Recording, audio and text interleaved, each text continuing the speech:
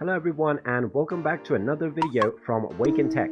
In this video, I'm going to show you how to log into your student account with Atom Learning. So let's go ahead and get started right away. First of all, open up your web browser and then type in atomlearning.com in the address bar and press enter. You will now be taken into the official website for Atom Learning.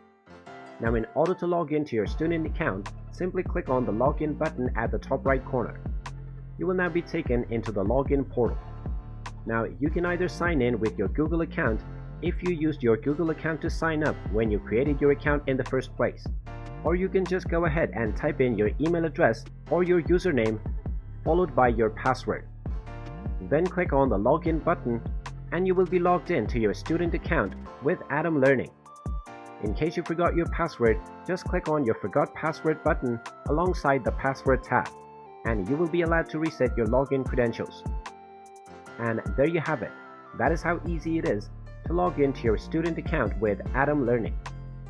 If you find this video helpful, make sure you hit that like button and subscribe to our channel if you haven't done so already. Also ring that notification bell to never miss another update from us. Thank you for watching and I will see you again in the next video.